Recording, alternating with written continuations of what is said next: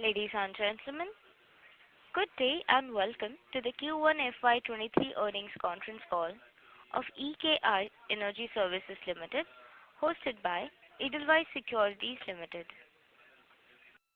As a reminder, all participant lines will be in the listen-only mode, and there will be an opportunity for you to ask questions after the presentation concludes. Should you need assistance during the conference call, please signal an operator by pressing star then 0 on a touch-tone phone. Please note that this conference is being recorded. I now hand the conference over to Mr. Swarnim Maheshwari from Edelweiss Securities Limited.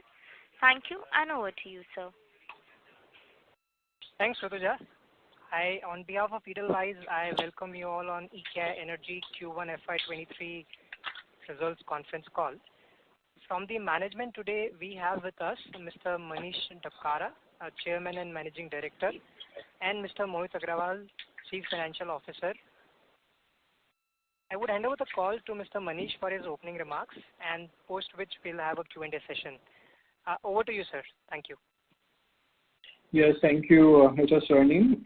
Good evening, everyone. I hope you and your families are healthy and safe, and I pray for their well-being. I welcome you all for our Q1 financial year 22-23 earnings conference call. Before I provide an update on our business and performance, I would like to express my gratitude to all our stakeholders for being part of this growth journey. I am joined on the call today by Chief Financial Officer at EKI Energy Services Limited, Mr. Mohit Agrawal, and our Investors Relationship partner, Orient Capital. I hope everybody who has joined us today had a chance to go through detailed financial result, investor presentation, and press release on the BSE as well as our company website.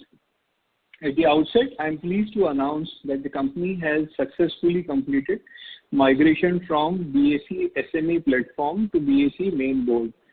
Further, in our journey to grow and create value for our stakeholders, our company has issued bonus shares in the ratio of 1:3, 3 shares for every 1 share held. Coming back to our business, I'm proud of the performance that our team has achieved during last quarter. EKI reported another set of strongly quarterly results with top line growth of 162.8%, EBITDA growth of 199.1%, and PAT growth of 199.7%. Globally, the economy is getting impacted due to rising inflation, and there are fears of recession driven by geopolitical uncertainty. Further, Europe is currently facing energy crisis and rising gas prices arising from the Russia-Ukraine war. Despite this, company has performed well in Q1.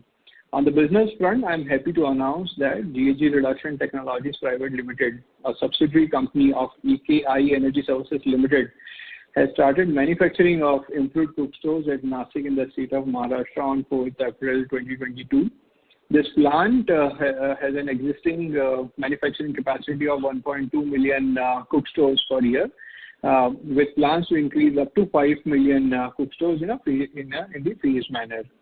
In order to grow our international presence as well as expand EKI's brand recognition, we have incorporated a wholly owned subsidiary in Singapore called as Enking International Pte. Limited, which is the operations are still to be started. To continue contributing to the society, we have also incorporated a wholly owned subsidiary under Section 8 of the Companies Act called as Enking International Foundation, a not-for-profit organization to promote CSR, corporate social responsibility, with the following key objectives: to promote and facilitate improvement of climate change and rural and urban development with social development. Our joint venture company with Shell in overseas investment BV Netherlands, Amrit Nature Solutions Private Limited, is now operational, and the company is on track to onboard 1 to 2 projects from this quarter. Although we do have a good number of consulting contracts which we are executing, but the projects are starting from zero stage. Some 1 to 2 projects are at the final stages of getting into the contracts. Our target to contribute 1 billion carbon credits in next 5 years will play a significant role to meet the world's requirement of potential 20 billion carbon credits per annum to enable temperature capping of 1.5 degrees centigrade under the Paris Agreement, is an urgent and critical measure to save the planet. The outlook for our business is looking brighter as our Honorable Prime Minister, Mr. Narendra Modi, will launch a regulation on domestic carbon market as India aims to achieve net zero emissions country by year 2070. Carbon credits have proven to be one of the most effective drivers of reducing emissions and offering low-cost emission reductions. Carbon market will enable India to participate effectively in the interlinked global carbon markets. We at EKI are looking forward to such developments so that we can strengthen our reach in India to consult companies in different sectors who are looking to achieve net zero emissions and potential compliance on them to reduce emissions through domestic carbon markets. Domestic carbon market is expected to be similar to the international carbon trade market. And since EKI is working in the global carbon markets for the last 13 years, we are very well positioned with these new business opportunities. Similarly, domestic carbon markets, which includes compliance sector and voluntary sector, establishment is expected at various developed and developing nations in next 1 to 3 years timeline. Further, Article 6.2 and Article 6.4 carbon markets, which comes under Article 6 of the Paris Agreement, those two market opportunities will get more clarity over establishment during the COP27, that means Conference of Parties meeting number 27, which is going to held at Egypt during this end of this calendar year, that means November 22.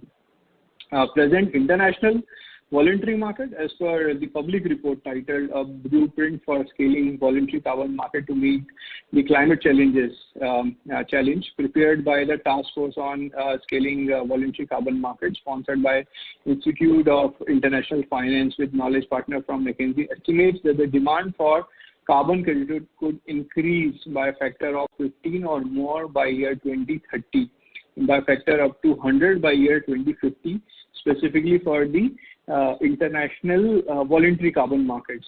So overall, the market for carbon credit would worth upward in the range of 50 to 100 billion by year 2030. To conclude, I would like to reiterate that we will continue to remain disciplined and maintain prudent financial practices while we aim to execute our strategic growth initiatives. Now I would like to hand over the call to Mr. Mohit for financial updates.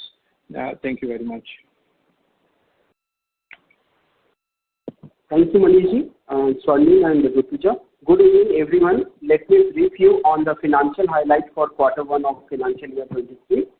In Q1 financial year 23, our standalone revenue increased by 162.8%, that is 508 crores compared to the same quarter last year. For Q1, our standalone EBITDA stood at 142.9 crores and EBITDA margin stood at 28.1%. Q1 standalone PAT stood at 106.9 crores and PAT margin stood at 21.1%. This is all from my side. We can now open the floor for question and answer session. Thank you.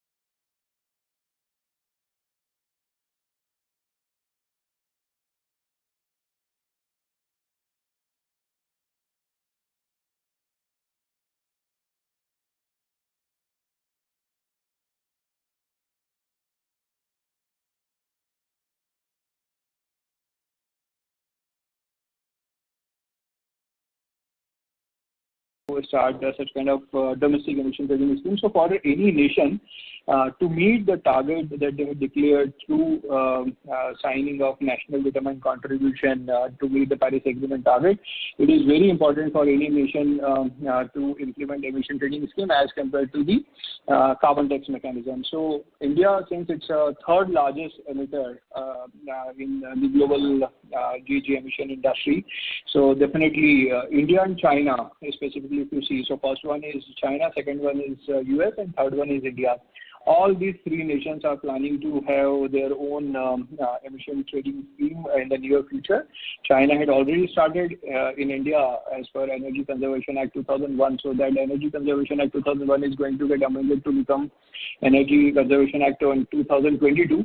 And so various production sector, various emission sectors specifically, so those sectors will get the capping over the emissions that they are doing, and then again similar to other emission trading schemes, India would also be having its own emission trading scheme in the near future. So obviously for us there would be a high opportunity to provide the similar consulting services which we are providing globally. We will provide locally or nationally. So that is a very big opportunity for EKI to work, because if you see the number of companies which are there in India under different sectors, very high emitting sectors are also there. So all those companies then would be requiring to do GHG accounting. Then they will be getting the cap over the emissions. So that means they need to go for energy efficient technologies, renewable energy projects, or ultimately buy carbon credits, either generated locally or through international voluntary markets or through Article 6.2 or 6.4 markets.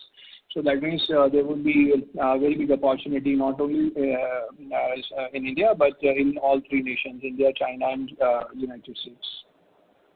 Understood, sir. Thank you and all the best, sir. Thank you. Thank you.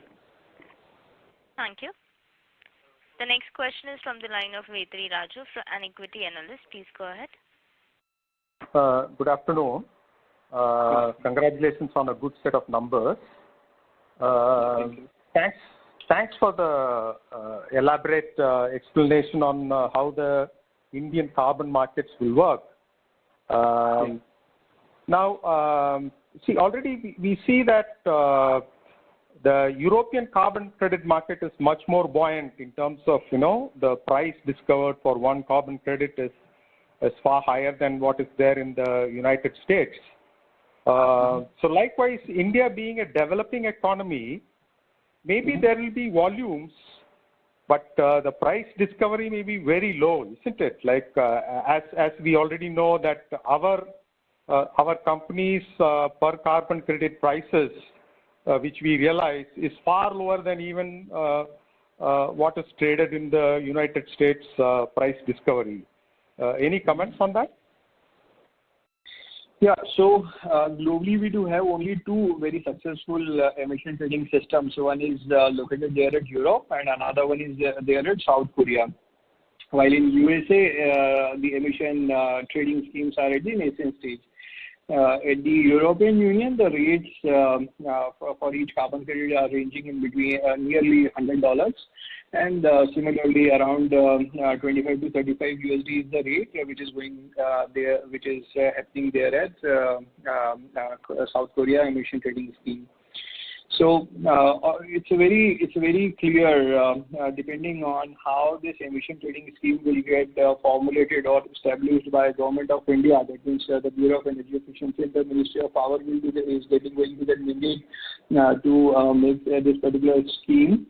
So the prices definitely will depend on the suppliers, the number of suppliers, and the number of buyers. So the obligated entities or the obligated sectors, the government will start. So government need to create a very well established system or scheme, emission trading scheme, so that the market will not get over supplied. If it will get oversupplied, then obviously the rates will be super low. And if it's balanced, then the market will remain very much competitive. So it depends on actually the government decision, who will be the buyer, who will be the seller, and what will be the volume that will come into the national emission trading scheme. And this way, and this concept used to get placed very well there at VETS and with Korea ITS also. So again, it depends on the regulatory body how they will do formulate this emission trading scheme during the initial years. So as of our information, India's emission trading scheme, they will do launch the terms and conditions or the forms and procedures and complete policy. They will get launched in next 1 year timeline. For next 3 years, it will be voluntary in nature. And after that, it may get converted into the mandatory status as of our information, which is considering the public information which is available. Although in the near future, Government of India may declare the complete plan, and then we'll be able to comment how the market will do get structured to become a very successful emission trading scheme in India. Okay, thank you. That was an acceptable answer given the very cloudy and insufficient information we have at this time. My next question is on our valuation, on the stock valuation.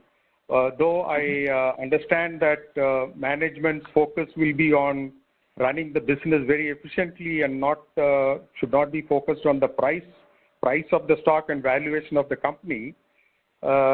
Nevertheless, creating shareholder value is also a equally important component of the board of directors. I find that in this buoyant market in India, our price earnings ratio is something like 12 or 13 or something like that, very, very low. I am aware that such low valuation is given to companies only if markets think that our business is not sustainable in a long run. I'm just saying what markets may be thinking. I'm not saying that's what our company is.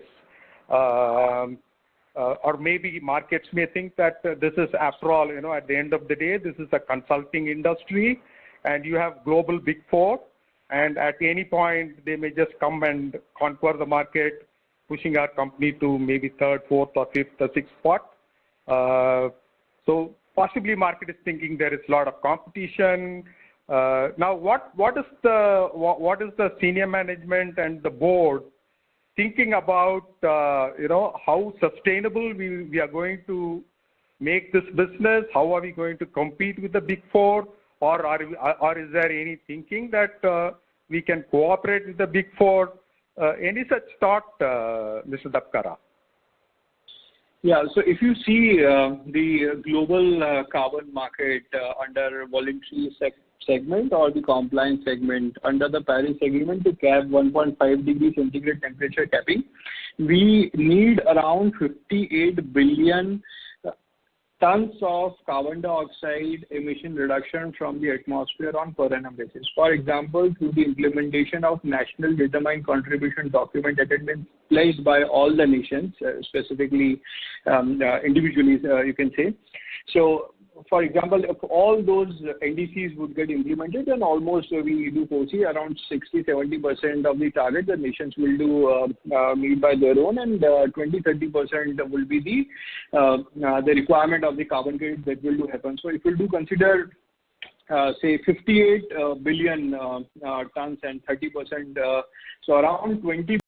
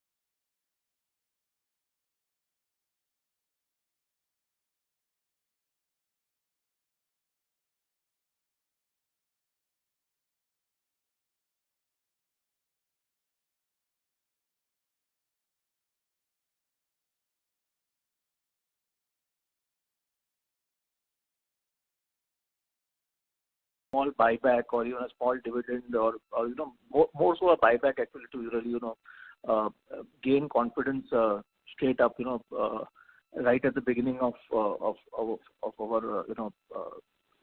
main exchange listing. So such kind of suggestion, definitely we will do, bring this suggestion to our board, and let's see how this specific decision would be taken, since it's a high growth sector for us. And the company, that means the initial thought that I can comment is the company need to develop multi-million carbon credits, and since the market had just started. So the best thing is to reinvest whatever the revenue that we are generating within the business. So, but still, we will do consider whatever the best actions that the board should take to create high confidence within the investor community. Sir, can you just give a brief history of how we have evolved into this international carbon credits, and to the extent that we now have a JV with Shell, and are there more such JVs that we can we are talking to people with, and is there a chances that we can be doing some more JVs the same way? So we are, for considering the continuous high growth, we are looking for all such kind of similar opportunities, and at any once all those a specific opportunity will get materialized, definitely we will do maybe the public disclosure for the same. The second thing related to the history of our carbon market. So the whole carbon market had got started during year 2005 with the enforcement of Kyoto Protocol. Under the Kyoto Protocol, as you know, all developed nations had been made responsible that they should reduce the emissions, and if they are not able to reduce, then they are allowed to buy the credits originated from the developing nations. And that particular mechanism, we call it as the clean development mechanism. So that particular market had started from 2005, ended during 2020. Then again from 1 January 2021, we are into the Paris Agreement era, under which all developing or developed nations or small nations or big nations are now obligated to reduce the emissions to cap global temperature rise to 1.5 degrees centigrade, and which that means should not be more than 2 degrees centigrade. To achieve this target of capping 1.5 degree centigrade temperature global temperature rise, all the nations had submitted a document called as National Determined Contribution Document, under which they have mentioned how they are how each nation is going to achieve their target to reduce the emissions, and if they are not able to achieve them, they can buy and sell the credits to meet their NDC commitments under or through Article 6 of the Paris Agreement. So this is the whole international treaties that I have talked about you. So this is one segment. Second segment is the domestic emission trading schemes. So to meet the targets under this Paris Agreement or maybe Kyoto Protocol, nations used to formulate or establish a domestic carbon market. So in India also we are going to have such kind of similar domestic carbon markets. And the third stream is the international voluntary markets. So as of now, for any credit which is being originated from any developing nation, the majority of the credits, more than 95% of the credits, used to get consumed under the international voluntary markets. So that VCM, voluntary carbon markets, last year the market size was around $1 billion. By 2025, by 2030, it is expected or anticipated that it will be around $50 to $100 billion. So that is only one market. Again, then domestic carbon market, Article 6.2 and 6.4 market under the Paris Agreement. So these are the 4 different markets which are upcoming, will to create very big market opportunity for the companies like us to grow, to provide advisory services, to identify the projects, or to educate the obligated entities who are looking to reduce the emissions, to offer the energy efficient technology or renewable energy technology, and whatever the non-avoidable emissions are there, which they cannot avoid, which they cannot reduce, they cannot optimize, they buy carbon credits which are being originated nationally or internationally. So this is how the whole carbon market used to work. And sir, will we ever look at, since we are constantly growing at, expanding equity also through any kind of QIP or preferential allotment to big investors? So as of now, whatever the funds we do have internally. Please go Yeah, ahead. I will do answer. Yes, I will do answer this. So as of now, whatever the funds which we have internally are quite sufficient for the business growth that we are looking in coming few years. And so we look forward to work or grow with the internal funds only. Okay, thank you so much. Thank you. The next question is from the line of Meet Sangoy from Prabhudas Lilladher. Please go ahead. Hi, thank you for the opportunity, and congratulations, Mohit ji, Manish ji, and team for a very good set of numbers. My first question is regarding voluntary markets in India, and you have mentioned a bit about this already. So the Bureau of Energy Efficiency has already proposed a phased approach to develop carbon markets in India, which will mainly start with the development of voluntary carbon markets first. Now, how will that directly impact our business in terms of, specifically in terms of volumes and margins, and also competition? You have highlighted about competition, but does this directly also impact competition in a way that other players come in given the opportunity? And how do you look at the development of Indian markets for your business? Yeah, so we do anticipate that under the national carbon markets for next 2-3 years, it will be voluntary nature. So that means voluntary nature means there would not be obligation for the potential compliant companies to buy the credit during the initial few years. But obviously, they will try to buy and test the whole market. So since we do develop credits originally from developing nations and do sell the credits to the developed nations. So for the sellers, like we do have various clients in India, in China. In China also there is the similar emission trading scheme is there. So for the sellers, it's their choice. Either if they want to sell within Indian market or in the international carbon market. So whosoever market will do pay high, they would be very open to supply the credit. So for our clients also, if we will be able to get higher prices in the domestic market, definitely we will do sell here. Otherwise, we will do sell in the international carbon market. So since, as you say, it's a voluntary carbon market, the name is also, or the name also mentions it's a voluntary one, or you can say now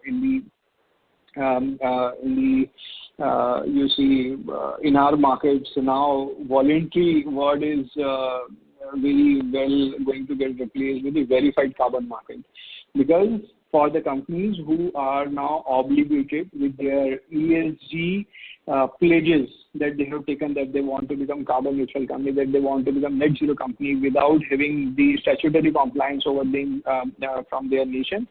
So they buy this voluntary carbon credits to meet their ESG requirements or their commitments or the pledges that they have signed with the various international bodies like United Nations or maybe IMF or, for example, other public institutions. So we do not foresee that there would be any conflict while the sellers or our clients would be having two different options to sell the credits at the domestic market or at the international market. Got it. Thanks for that. And just, I don't know if I've missed this, but just some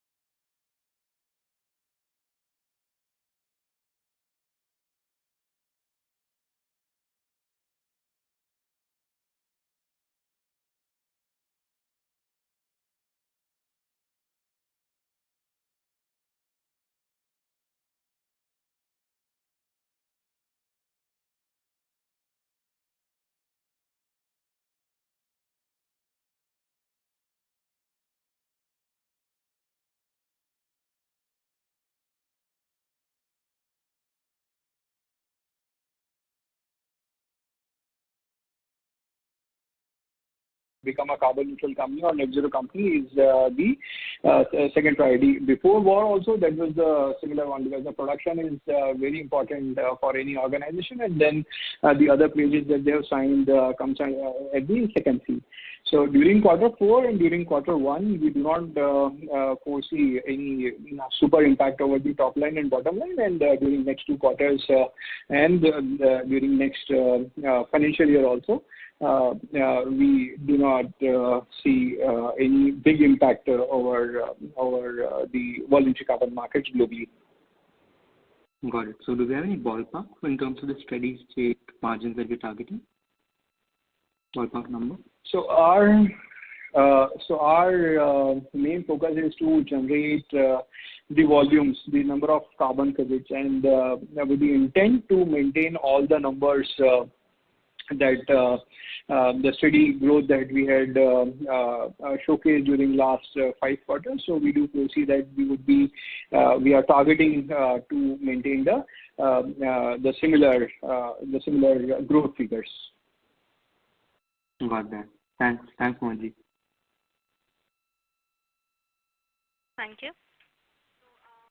The next question is from the line of Mudita from Abacus Asset Management. Please go ahead. Hi, sir. Thank you for the opportunity. So just a couple of questions. Sir, on the revenue side, if I see quarter on quarter, it's grown by 7%. So how much would be attributable to the volume side, and how much would be to the pricing side, sir? So volume, the prices during last financial year, if you see the prices in the voluntary carbon markets were the highest as compared to the last 5-6 years. During this financial year, the prices we had observed that they are oscillating because of this high energy prices within the European Union. So the prices, so I commented over the prices and over the volume. So 20 million carbon credits we had supplied during the last financial year. So the major, if you see, our main focus used to be there over the supplying the volumes, while the prices definitely we go with the international movement related scene. So that means quarter on quarter there is some impact on the pricing side, sir. Is it? So the prices, if you see why the prices will get impacted, because if the number of sellers are more as compared to the number of buyers, then the prices definitely are going to get impacted because of this buyer supplier and the quantum or the volume that may impact, because if there is a very high logic, if the number of sellers are more, then the number of buyers and the prices will go down, and if the buyers are high and the number of sellers are low, then the prices will go up. If you see the commitments that had been taken by various international companies to become a net zero company or the carbon neutral company, so the high number of companies are signing such kind of pledges. Various countries are now implementing their domestic carbon markets. They are implementing they are updating their national determined contribution documents, and still the Article 6 is going to create a very big demand under the compliance and voluntary market. So all these factors showcase us that in the near future the number of buyers will be the number of buying commitment will be very high, and then again we'll be able to see the actual scenario in the near future. And sir, though our revenue has grown up sequentially by 7%, the EBITDA has actually degrown. So any flavor on that on the expenses side, sir? I request Mohit to answer over this specific question. Hi, Mudita. Good afternoon. Hi, good afternoon, sir. Hello. Yeah. Can you repeat the question? Sir, I'm saying that sequentially our revenue has grown up by 7%, but our EBITDA has actually degrown by 2%. So any color on that, sir? Why I mean, on the expenses side? 2% EBITDA margin has been reduced on account of salary hike. First thing, if you will see our cost of employee, we are an asset-light company, and our employee cost has grown up because of hike given in April month, and we have hired few people outside India as well as in India also, right? On account of that, that cost has increased, as well as there are some price on supplier side also where we have renegotiated. That has impacted. Overall impact has been given around 2 and 2.5%. Okay, sir. Thank you. That's it from my side. Okay. Thank you. Thank you, Rita. Thank you. Thank you, sir. Thank you. Ladies and gentlemen, in order to ensure that the management is able to address questions from all participants, please limit your questions to 2 per participant. If you have a follow-up question, you may rejoin the queue. The next question is from the line of Nirav Dalal from MIB Securities India. Please go ahead. Hi, thank you for the opportunity. I had 2 questions. One is in terms of the cooking stove business, any details in terms of any change in the order book? You had earlier spoken about a $20 million order book from Whitehall. So anything on that? And the second question. Mr. Dalal, may I request you to please speak a little louder, sir? Yeah, now am I audible? Yes. Yeah, okay. So first question is on the cooking stove business. Last quarter you had spoken about an order book of 200 crores. So any change in that? And the second question is, I believe you've done that with Whitehall, and Whitehall would be using these or distributing these cooking stoves in Africa. So I just wanted to understand, is there any opportunity in India per se, and are there any new contracts that you signed there? Yeah, so that specific $20 million contract we have signed, which was signed with Whitehall, the distribution area is in India only, not Africa.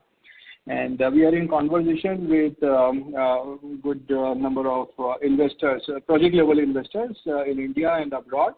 And so in near quarters we would be having good size orders from such kind of project investors.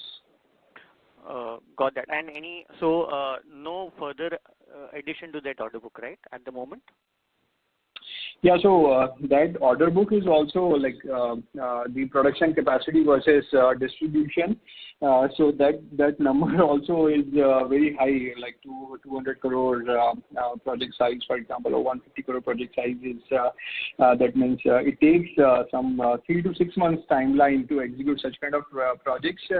So to take more orders to increase the similar number of projects, we are now enhancing the production capacity, and once it will be there in line, we would be getting a good number of the big or small or medium scale orders from various project level investors. So the contract here is for 700,000 stoves, or it is for more than that? Yeah, so that specific information is specifically, that means since we have signed NDA with the client, it would be tough to share some detailed information about those numbers. But yes, I can only comment over the good number of orders which are there in the pipeline related to this specific sector of the business which we are doing. Sure. And the second question is with regard, so 6.2 also talks about corresponding adjustment.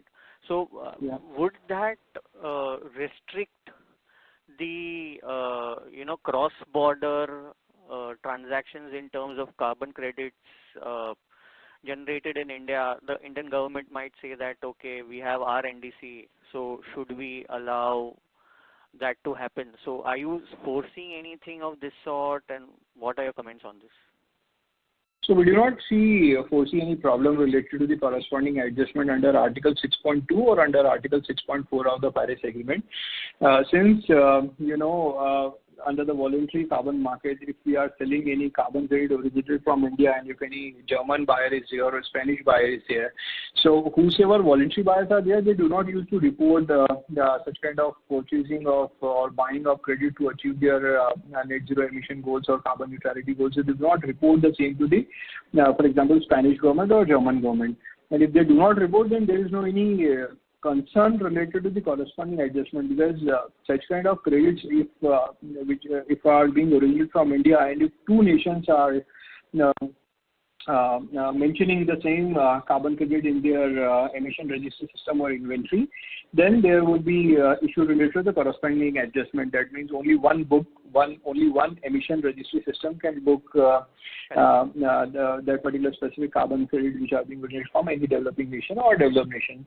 So under the voluntary market, during COP26 last year, it had been made very clear then there is no requirement for corresponding adjustment under the voluntary carbon market, but specifically if you see for 6.2 or 6.4, yes, corresponding adjustments are required, because such kind of carbon credits will be used by nations to meet their nationally determined contribution pledges that they have signed to meet the Paris Agreement goal of 1.5 degree centigrade temperature goal. So definitely such kind of corresponding adjustment requirements would be required under the Article 6.2 and 6.4. And any nation till date, including India, had not declared their position which kind of projects they will allow to get traded under Article 6.2 and 6.4, but specifically under the voluntary carbon markets, globally we had not foresee any issue after this COP26 which had happened during November 21. So we do not foresee any such kind of potential conflicts between the two markets. Right. Just one small follow-up on this. Now that even India is coming up with a national carbon market, and as you clearly said that it will be voluntary in the first 3 years. So do you see that if not now, but in the coming years, the Indian government or say the African government might look at restrictions on this? For the voluntary markets, for any seller, either if they will to sell in the domestic carbon market or the international carbon market, voluntarily, wherever they would be able to get the best price, the sellers would be interested to sell the credits. So we do not foresee any such kind of restriction under the voluntary market. But if, for example, if anything will do come, that means related to the domestic compliance market, which so for the domestic compliance credit, definitely the government will use all those credits to meet their NDC targets. But those compliance credits can also take benefit of the voluntary carbon markets if the rates are super low as compared to the international carbon market prices. Got that. And what would be the inventory at the end of the quarter? Last quarter it was about 8 million. So if you would wish to share the number this quarter. So during this quarter, it's around 13.26 million credits are there in the books.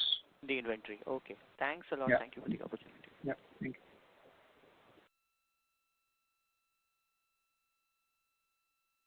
Thank you.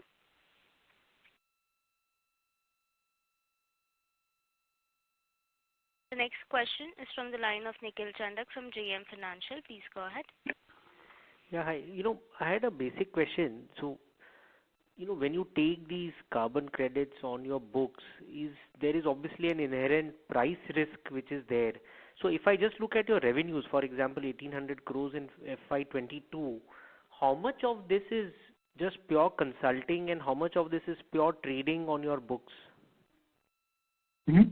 So since our business model is related to the providing comprehensive advisory services, starting from document collection, then getting the registration, then getting the verifications, and ultimately get the credits on our books and supply to the international carbon market. So we do not, and we work under the revenue sharing model, either at the gross level, gross revenue, net revenue, or sharing of carbon credits. So So it's a comprehensive advisory services which we give under the revenue sharing model. So we do not separate or make different streams of the revenue. Since it's a whole stream, there's a bunch of services, the stream of services we do provide to our clients under the comprehensive business model. So we do not segregate such kind of revenues out of different streams, because we do investments to pay for the auditors, for paying registration fee, issuance fee, and various different expenses. Frankly, what I'm trying to understand is, what is the risk to a particular year's or a quarter's revenue and, profit estimates. For example, if a significant portion of the revenues is purely on account of trading of carbon credits which are on your books, then naturally there is a price risk. Longer term all will be good, but say for, in a near term, for 6 months, 1 year, there could be some price destruction which could be there in the carbon credit market. So how would that impact your P&L is what I'm trying to understand. And hence this question of what portion of revenues actually comes from trading and how much portion of revenues actually comes from proper consulting services. It becomes a very important question, frankly, for a shareholder. Definitely. So usually we do keep this inventory for 30 to 60 days within our books, and within that specific period we used to supply, or we used to replace those credits with a new inventory which are being generated internally or being procured externally. So since our market the policy changes that used to happen within our market used to happen annually after this COP or any new international treaty or similar formation of some domestic carbon markets, if they are happening. So because of this one or two event, only the new things or the new composition of the market used to come, and so the prices used to remain not subjected to very high fluctuation of the prices in very short period. So that is considering that particular specific. Prices remain flat, for example, say for the next 1 year, there will logically not for 1 year. Not for 1 year, for around 3 to 5 months, the prices. Sure. So if it is flat, for example, theoretically, then there will be no corresponding growth in the revenues. Is that right? Yes. It will only be a volume-led growth, basically, on how much you are able to trade in, trade out. Definitely. Our main focus is to generate volumes, and the prices used to get definitely being defined by the Don't you think global this is carbon a markets. Slightly more riskier business model by itself? Because, if a big chunk of the P&L is dependent on pure trading of credits, then inherently it's a lot more riskier business model itself, right? See, trading of credits means we are not giving any advisory services. We are not, and we are buying the credit from the market and selling the same to the market. So such kind of the minority of our business used to remain into such kind of stuff, while majority of the revenue comes from the comprehensive advisory services. Under the comprehensive advisory services, we do have two different models. One is the fixed pricing model, and another one is a floating one. So majority of the business that we do sign under the comprehensive advisory services under the revenue sharing model used to remain on the floating business model. So that means whatever the best price if we will be able to get from the market, we will do bring that particular specific rate on the project to project basis or rate to credit basis for our clients or for our project investors or the project owners who had invested for the projects which we call as the carbon credit projects. So so we do have our internal risk policy related to the two different model contracts that we do sign. One is the fixed pricing model and one is the floating pricing model. And since majority of the credits are being related to floating pricing model, and so that is why we are less prone to such kind of super high risks. Understood. And just one last question, like you have these, so to say, green cooking stoves. Would you get into more such products which are, eco-friendly or would you restrict only to this one particular product, or would you expand this offering into several other products as a Yeah. So we have plans to provide the similar kind of projects that we are doing related to cookstore, not only in India or in Southeast Asia, while in Africa or Latin America, we have also planned to expand our services to deploy similar kind of projects, that is cookstore. Now, further, the other community-based projects like LEDs or maybe water filters or similar technologies which are there, which are being very well accepted in the buyer community and at the standard with which we used to work. So yes, we do have a plan in terms of addition of new technologies and addition of new geographies for similar kind of community-based projects. And so this would not be like a B2C brand. Would it be like a regular consumer B2C brand under which you would launch these products, or this would be more the community route which you're talking about? I'm not able to understand your question.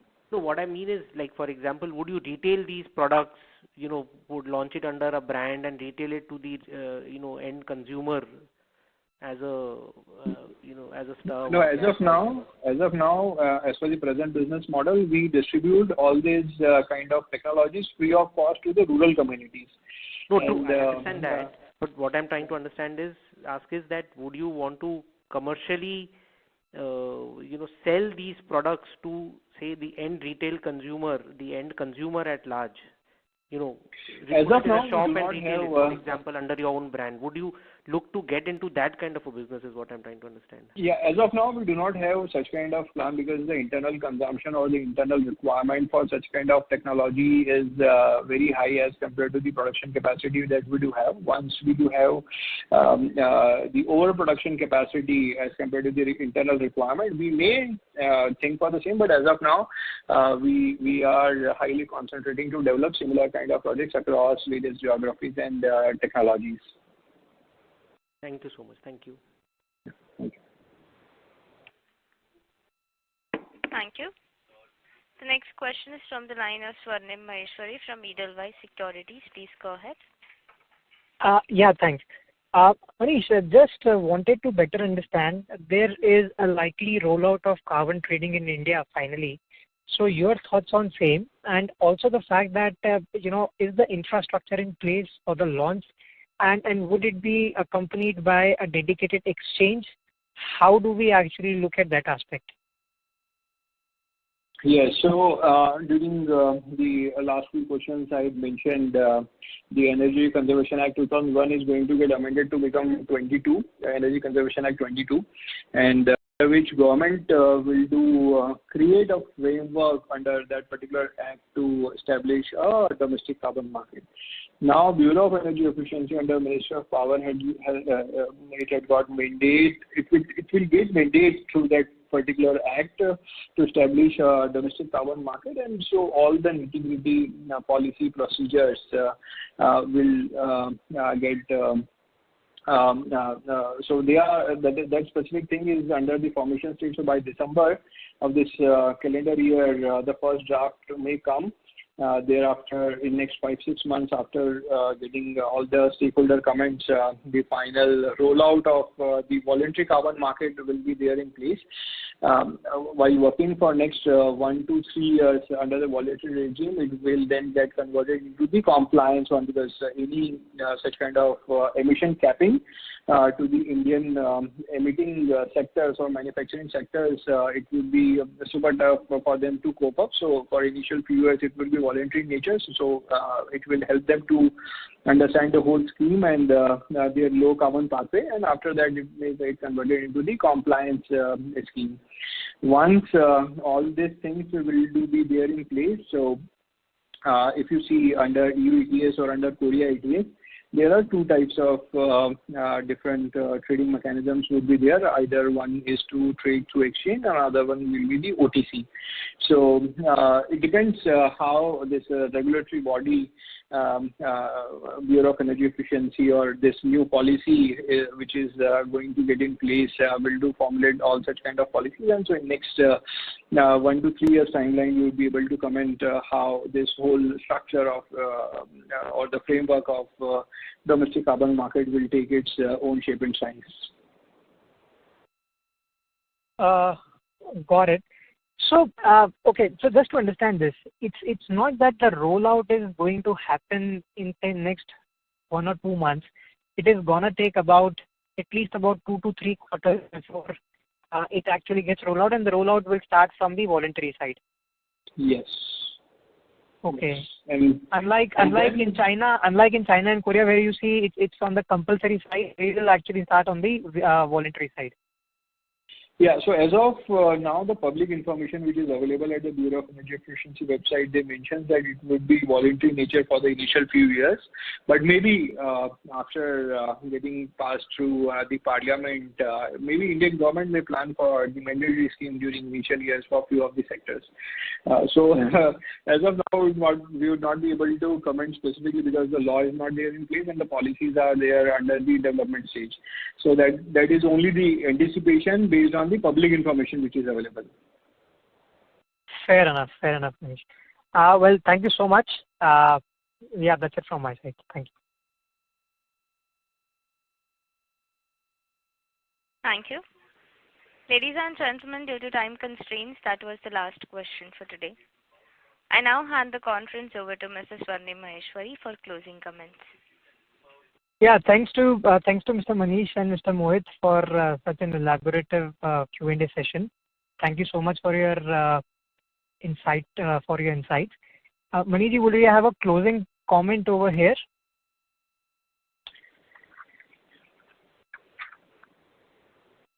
Yeah, so the closing comment I have already covered in my last initial conversation. So thank you very much, everyone, to attend the call. And we look forward for the super exciting journey of net zero emission under the Paris Agreement within India and globally with the formation of 5 different carbon markets in the near future. Thank you very much. Thank you. Thank you. On behalf of Edelweiss Securities, that concludes this conference. Thank you for joining us, and you may now disconnect your lines. Thank you. Thank you, everyone.